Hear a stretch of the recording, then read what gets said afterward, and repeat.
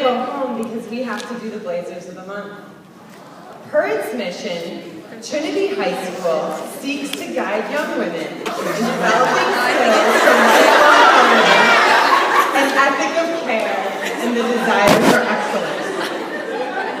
For the month of April, Trinity faculty and students have selected one Blazer of the Month in honor of the characteristic of dedication. This Blazer of the Month will be showcased on our website and honored with a lunch pass.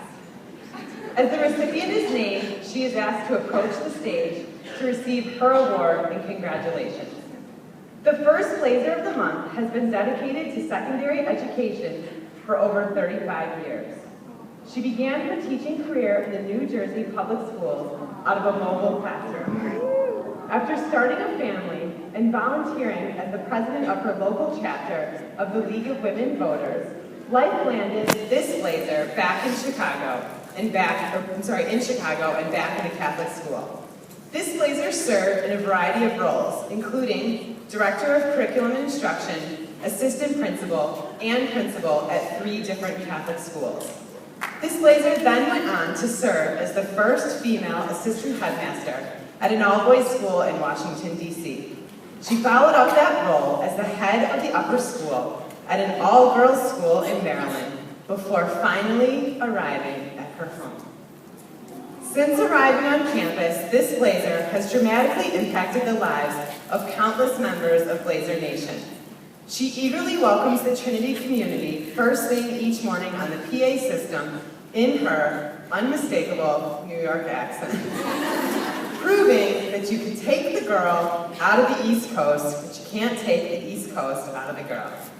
Despite living in the Midwest for over 20 total years, she still refers to common everyday items in her native tongue.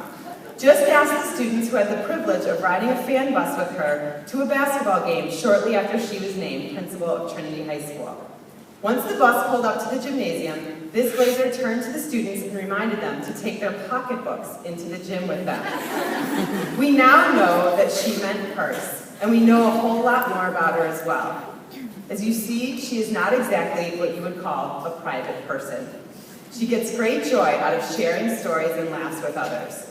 We know that she enjoys the New York Times Sunday crossword puzzle and that she completes it with her husband in her crossword puzzle pajamas, which she calls pajamas. If your name is Kira, Kara, Tara, Tara, Mora, or Mara, she is sorry because she has mispronounced it.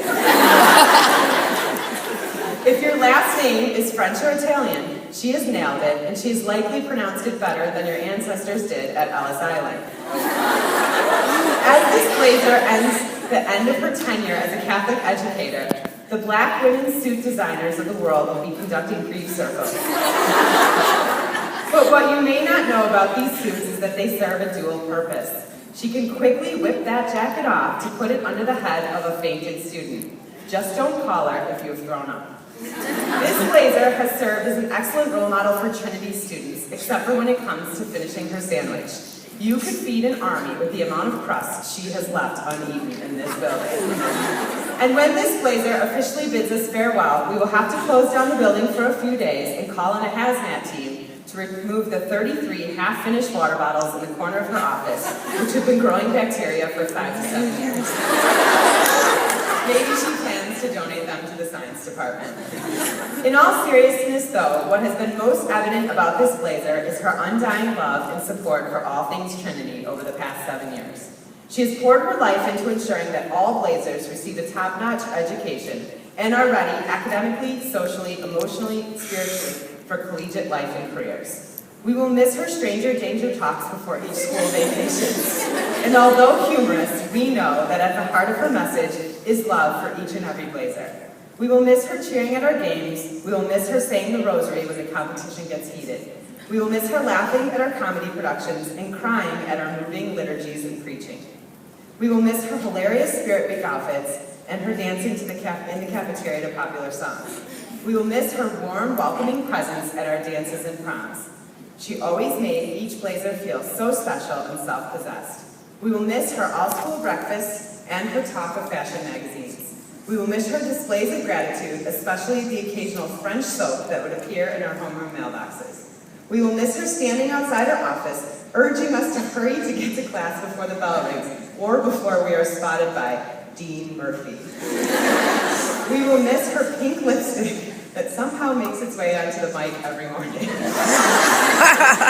We will miss her sometimes frightening, but always welcome, good afternoon, interrupting our 5th period classes.